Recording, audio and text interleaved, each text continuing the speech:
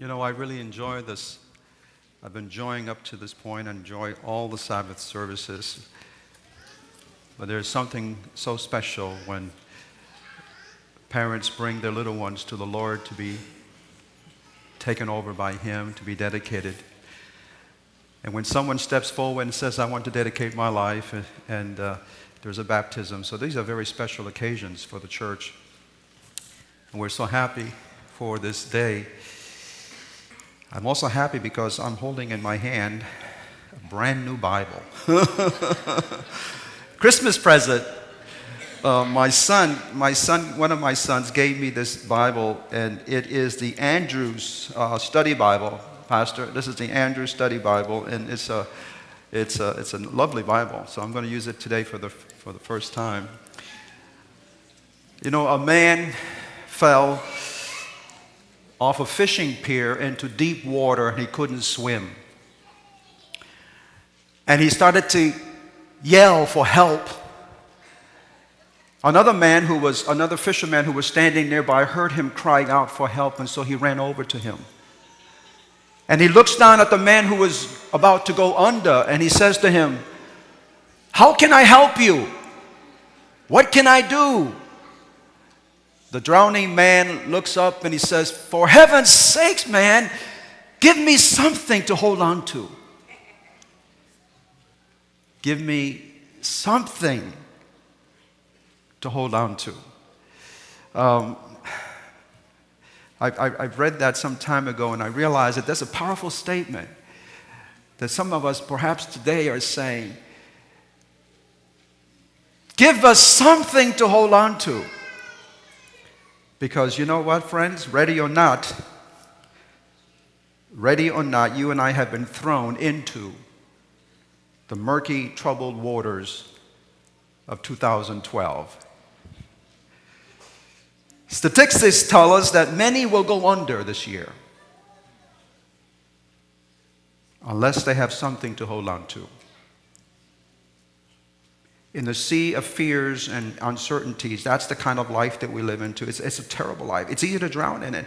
Fears and uncertainty. We desperately need something to hold on to, something that can keep us on dry ground. And you know what, I was thinking about this week, I realized something also, that regardless how well you think you may be equipped to navigate the troubled waters ahead, regardless how good you think you are to navigate the waters ahead, listen, friends, you can still end up as a spiritual statistics this year without something to hold on to. And so today, on this very first Sabbath, this is the very first Sabbath of 2012, God is going to give to you and to me something that we can hold on to. Now, we could say an awful lot because God has all kinds of things, but we're just going to narrow it down to just 3 things today that God wants you and I to have in order to, because some of us may be crying, right? Please, for heaven's sake, Pastor, give me something to go hold on to. The year doesn't look too good for me. It looks bleak, in fact. And one thing I know, and so do you, and listen to this carefully, this year there will be events and circumstances which you will have no control over.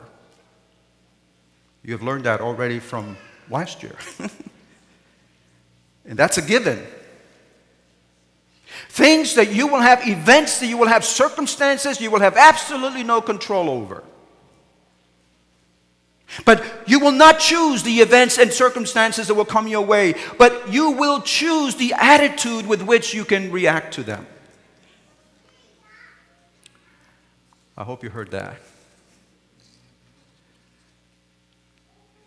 You know, it's been said that it's not what happens to you. It's not what happens to you, but how you react to what happens to you that really makes a difference. It's taken me a long time to realize, but it's so true. And when something happens to you that is out of your control and you feel you have nothing that you can do about it, there is something you can still do about it. You can decide what your reaction is going to be.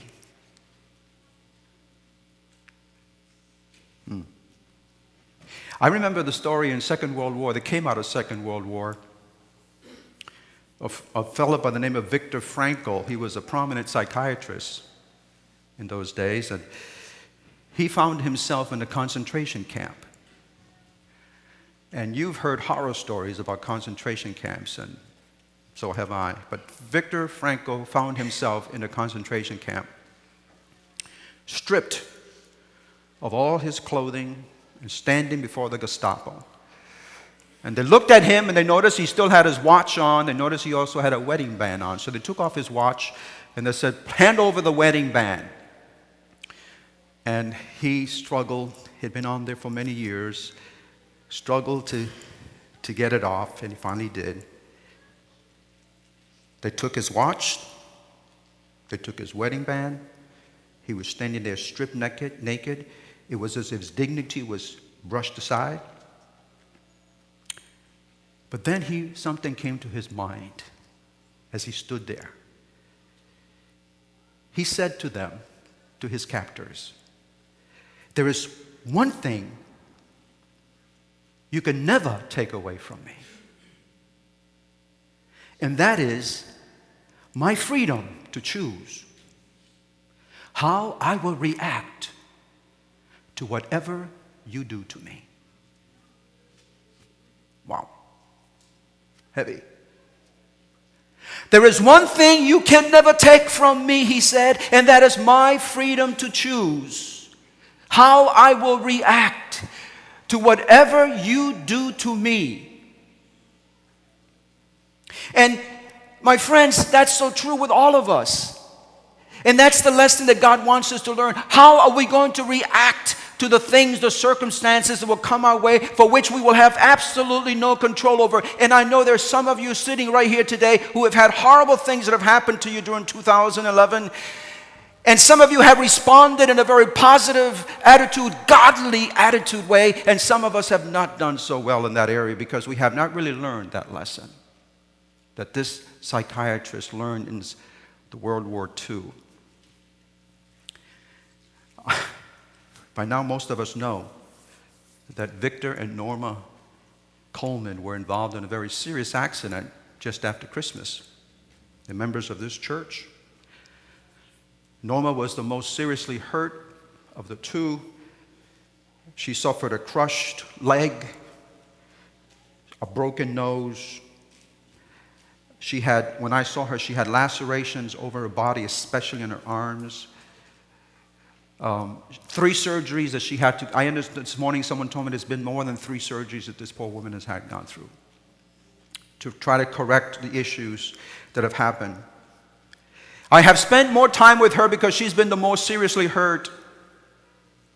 And as I could think about the 3 surgeries, tubes in her mouth, she cannot speak because all those things in her mouth, experiencing severe pain. And yet I realized that from day one of her accident, Norma has responded with an incredible godly attitude.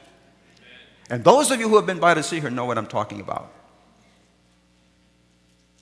And as I walked into that room and I realized there's a radiance about her face, even though she has a broken nose and have bruises all over. There's a radiance. She smiles and she says, she's pointing to heaven. God is good, she says. She's unable to speak, as I said. So someone gave her a clipboard and paper and pen. And she loves to write things out on the clipboard, on the paper. And so I asked her, Norma, as she's writing out all kinds of things, I says, Norma, give me one Bible text that you really, really want me to read to you today. One Bible text. And so she took the pad and she wrote down 3 Bible texts. Psalms 34, Psalms 27, and Psalms 121. The one I'm going to share with you in just a few moments is from Psalms 34 because that really speaks, that's one of her favorite passages. And so, as I come away from seeing her, I see those of you who are crying out for something to hold on to, my friend. Listen.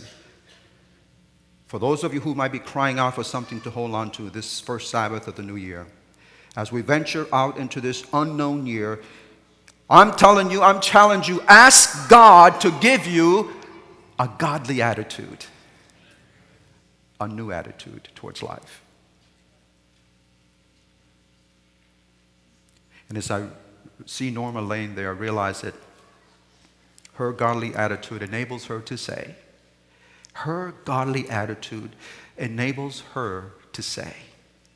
there is one thing you can never take from me, and that is my freedom to choose how I will react to whatever you do to me, devil.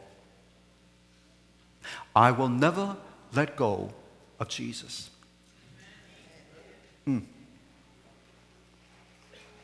Now, let me tell you something, friends. I think most of us know already, but that kind of an attitude does not normally originate in a hospital bed. Don't wait till you get into a hospital bed for that.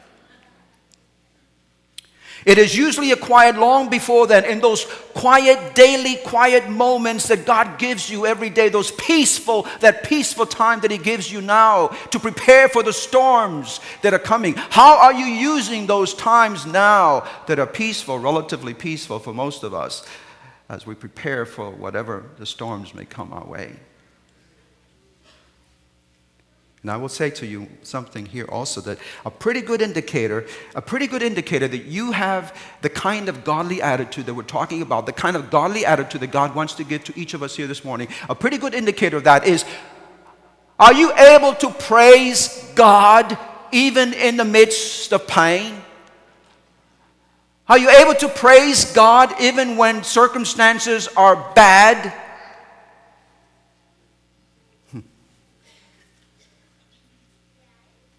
Norma Coleman has chosen an attitude of praise. An attitude of praise, even in her condition. And it doesn't take very long for us to see that. And so the day that I was there, she said to me, Pastor Lou, please read to me. She mentioned those three. The one that she wanted me to read to, Psalms 34. It's beautiful Psalms. If you haven't read it lately, I encourage you to do so. Psalms 34, verse 1. I will bless the Lord at all times. His praise shall continually be in my mouth. My soul shall make its boast in the Lord. The humble shall hear of it and be glad. Oh, magnify the Lord with me. Let us exalt His name together. I sought the Lord, and He heard me, and He delivered me from all of my fears. And then verse 8 says, oh, taste and see that the Lord is good. She wanted me to read that to her. And in the midst of all that's going on in her life, she says, please read that. And when I read to her, Pastor Masavi can attest to this because he and I went there together one time. She was so happy. She just goes like this, you know. An attitude of praise is something that we all need so desperately this year. So I'm asking you to please, say to God, God, give me that attitude of praise that I need. Some of us need an attitude change. And Lord, begin with an attitude of praise in my life. Secondly, and I don't have time to go into all of these in depth, but the second thing that God wants to give to you and to me is also an attitude of love. Of course, we can always talk about the attitude of forgiveness, and we all need that so desperately. But the attitude of love is so basic to all of this. And you know, when I talk about the attitude of love, I realize that the attitude of love does not depend on how others are going to treat you. It is something that you can choose and cultivate in spite of what others do and say about you. I know. Oh, Pastor, that's easier said than done. I'm not telling you this, friend. It's coming from God's Word. We just read it about it in Psalms 34. An attitude of love. You see, when Christ lives out His life in us this year, you will hold on to that attitude of love because it comes directly through Him. The last one that I want to speak to you about this morning is to choose, God wants you to choose the attitude of faith. Faith. Hold on to the faith that God is going to give to you and God has given to you this year. You know, Lucinda Sears is a name of a woman that I read about some time ago. Lucinda Sears, she lived near the shores of Lake Okeechobee with her husband Charles and their 3 children. And one summer day, a hurricane swept through her town, her community. And one of the dams nearby the house burst and the waters came rushing into the house. She grabbed onto her son, her 3-year-old son, and the father Charles grabbed onto the other 2 children, ages 3 and 4. They're all very small. And they ran out of the house, of course. And they're trying to look around for something, some safe place where they can hide. And they find nothing. Everything is being inundated by water. But they see this old tree that's bent. And they could tell that old tree has gone under tremendous amount of storms in the past. And they says, hopefully this tree will stand up this time. And so they grab that tree and they start climbing as fast as they could. Can you imagine how they could do that with children? And they climbed to one limb and then the next limb, they could go up as high as they could. And the water starts to rise, and before you know it, the water is up to almost their neck. They take the children, they raise the children, and sit the children on their shoulders. Wow. And Charles, the husband, he called her Cindy. He says, Cindy, this is no use. We're going to die. Cindy shouts back to him, I tell you, Charles, we're not going to die. God is with us. Cindy, he says, it'll take a miracle for us to get through this. Okay, Charles, it's going to take a miracle. Expect a miracle from God today.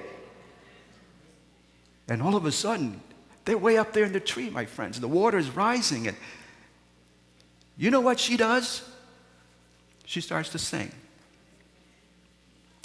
And she sings from a hymn that all of us know.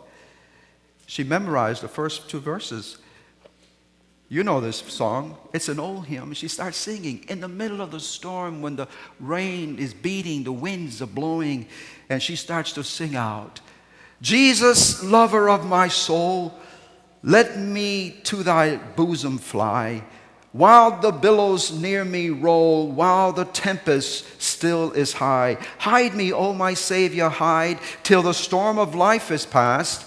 Safe into the heaven guide, O receive my soul at last. Other refuge have I none, hangs my helpless soul on thee. Leave me not alone. Still up support and comfort me. And my trust on thee is stayed. All my help from thee I bring. Cover my defenseless head with the shadow of thy wing. She sings that song from memory and she says, Charles, hold on, Charles.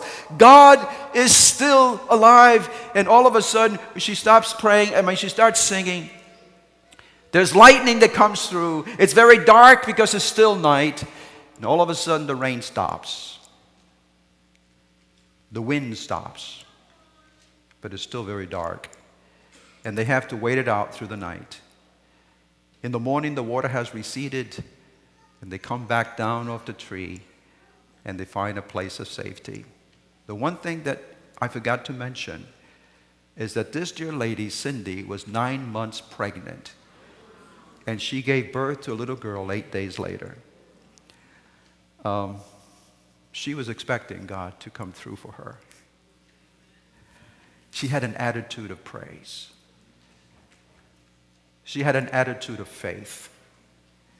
Oh God, we need an attitude of praise. We need an attitude of faith. Well, Romans chapter 12, verse 3, I read this week, tells me something good news. Romans chapter 12, verse 3 tells me that God has given to each of us a measure of faith. You have been given a measure of faith. And so what I'm saying to you this morning is to exercise that faith and it will grow. Exercise that faith and it will grow. And in God's time and in God's way, He will provide the miracle that He knows that you may need most at that particular time. And so as I was thinking about all this, I realized, look, an attitude of praise, Lord, I need that, and I'm sure you do too. An attitude of love, and of course, attitude of forgiveness. Listen, my friends, and the attitude of faith. All of this comes down from the same source. It all comes from the same source. And that source we all know is Jesus Christ, isn't He? You see, in the final analysis, you do not need something to hold on to. In the final analysis, what you need is someone to hold on to. Someone.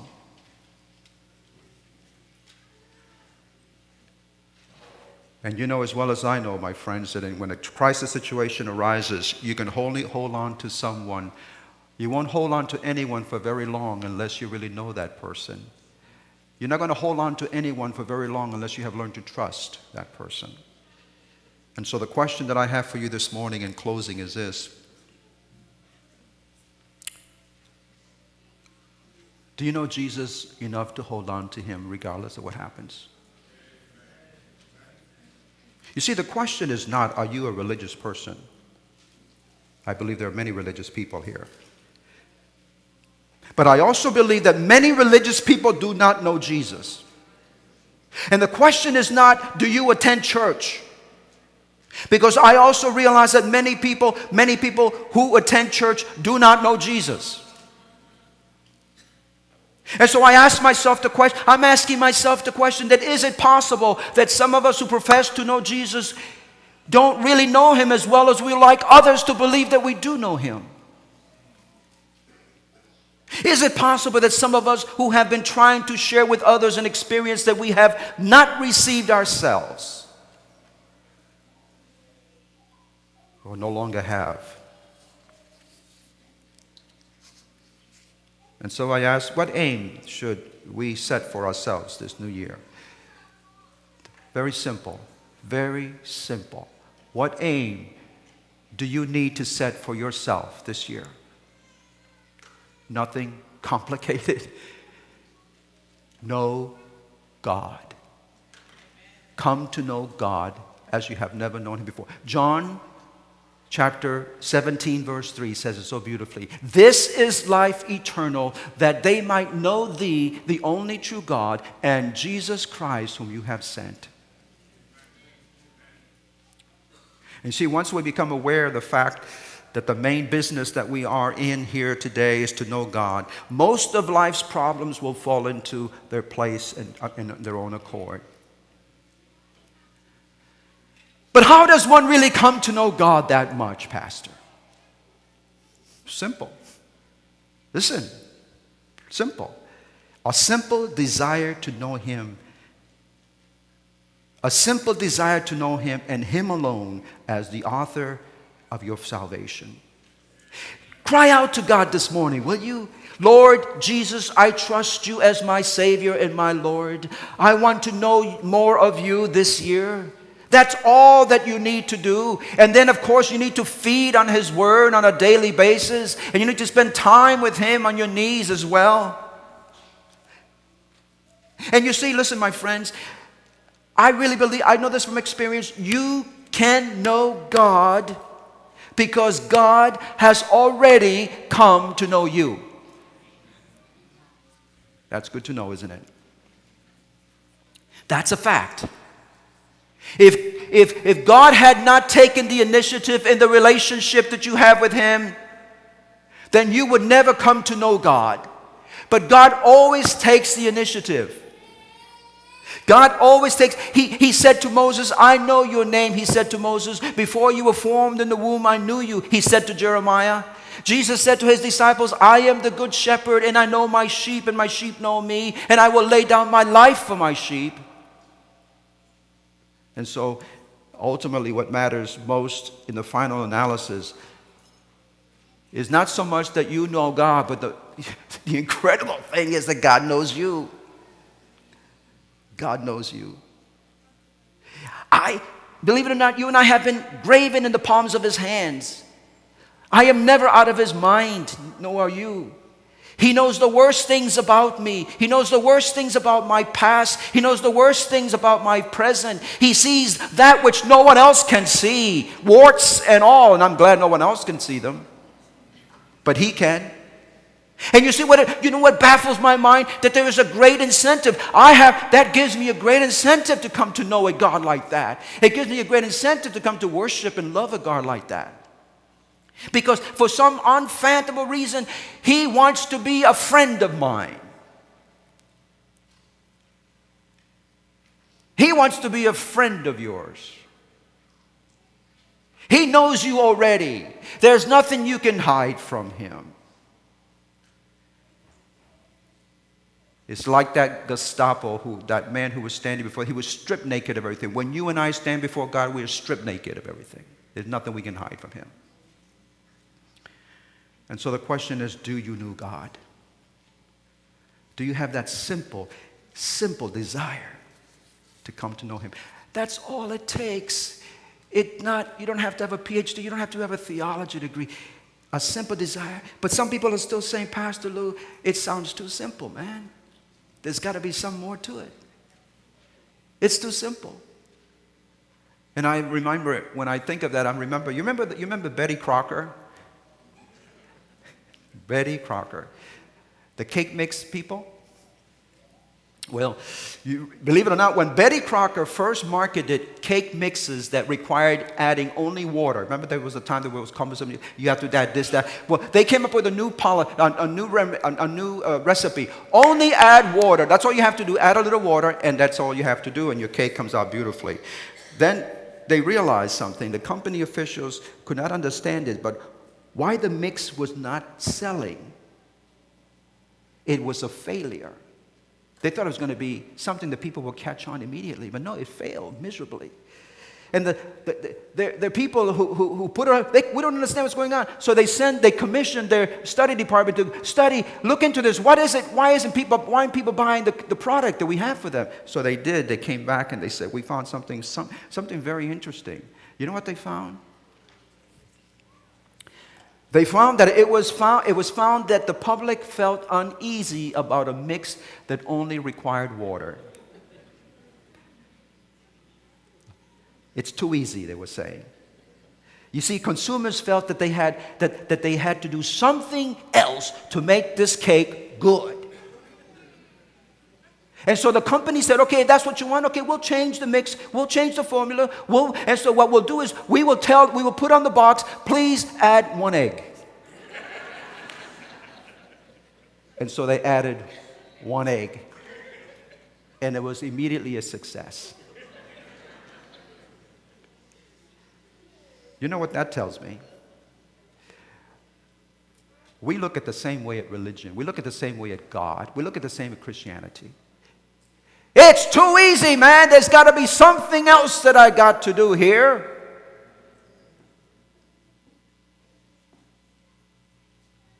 Give me some heavy theology to wade through.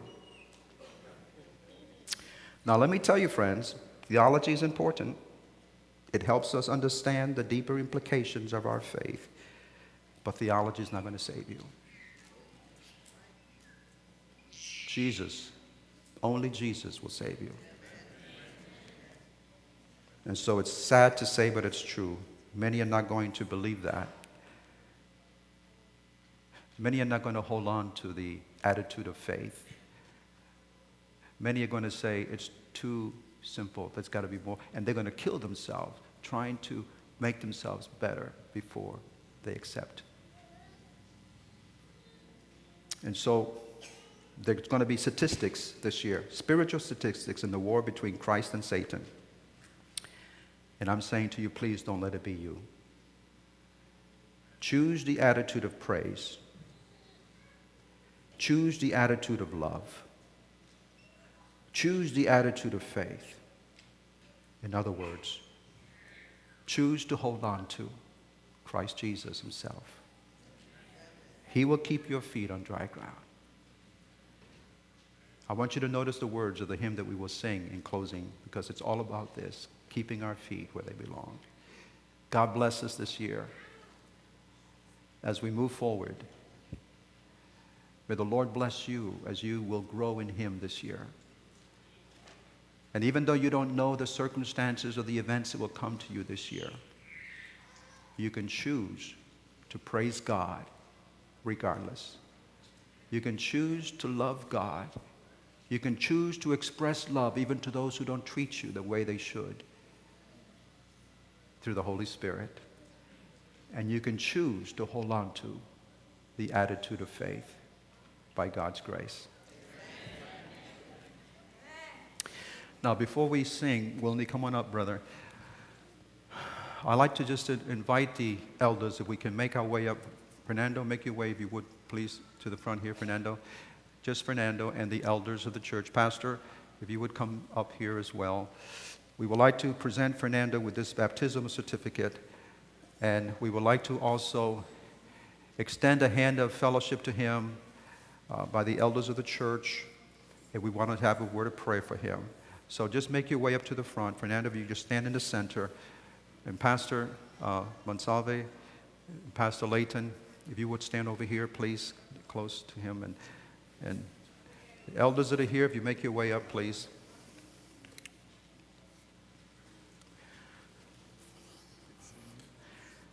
Now, those of us who can kneel, we would like to invite you to kneel. And Pastor Layton, I'd like you to just have a special prayer for this young man, that God will, let's all kneel if we can. Give him a, yes, thank you, Wilney.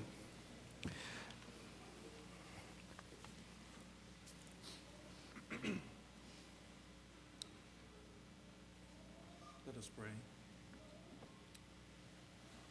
Dear God, we understand that this child of yours, Fernando, has given his life fully to you. Amen. God, this decision, we know the devil tries his best to deter, to withhold, to pull back anyone who tries to make a decision in baptism to you. Mm-hmm. And Lord, with Fernando, it has been a long journey, but God, we are so thankful that this day has arrived. Mm-hmm. Mm-hmm. We are thankful because of where you have led him. We are thankful that he has now seen you in a different light. Amen. But most of all, Lord, we are thankful, Lord, that he has fallen in love with you, who you are, and what you have done through him and in his life to bring him to this point. But Lord, as it is with every journey that is about to start, it is not over. Lord, the journey that he's about to take in his relationship with you, Lord, there will be bumps on the road. There will be potholes ahead. There will be hurdles. There will be barricades. But Lord, we know, and your word has assured him, Lord, that even through these obstacles, Lord, you will turn any trial into triumph. Amen. Amen. And so, Lord, we are so grateful and thankful for that. So, Lord, we're asking, Lord, at this very moment, that your spirit come into his heart, that your spirit will protect him, that this church will wrap their arms around him like they've never done before, so that they will see a child of the King come closer to you. Lord, we are grateful and we're thankful for what you have done through Fernando and what you've been able to do in his life. And Lord, we are asking that if there's anyone here in this place, this house of worship this morning, who has been considering giving their lives fully in commitment to you, Lord, we ask, Father, that your spirit will continue to convict and move on their hearts, Lord, so that they be able to see the joy and experience the joy that Fernando has experienced today. Lord, we love you and we thank you for everything that you have done. Let God's people say, Amen. Amen. Amen. Amen.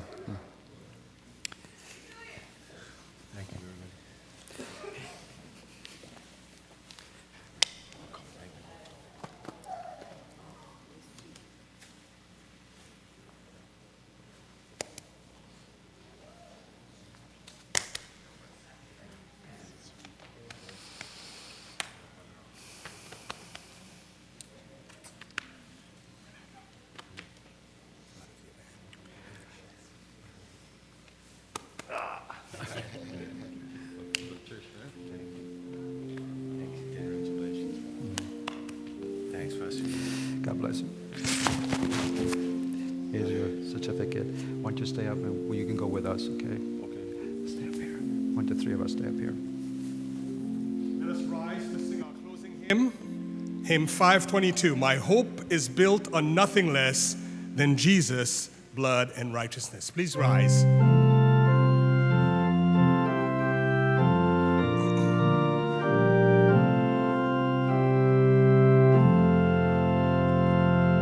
My hope is built on nothing less than Jesus Christ, His righteousness. I dare not think the sweetest frame, but wholly lean on Jesus' name. On Christ the solid rock I stand, all other ground is sinking sand. All other ground is sinking sand. When darkness seems unveiled, in every high and stormy gale, my anchor holds within the veil. On Christ the solid rock I stand, all other ground is sinking sand. All other ground is sinking sand. His oath is love and blood, support me in the whelming flood. When all around my soul gives way, He then is all my hope and stay. On Christ the solid rock I stand, all other ground is sinking sand. All other ground is sinking sand. When He shall come with trumpet sound, oh, may I then in Him be found, clad in His righteousness alone, beyond the throne. On Christ the solid rock I stand, all other ground is sinking sand. All other ground is sinking sand.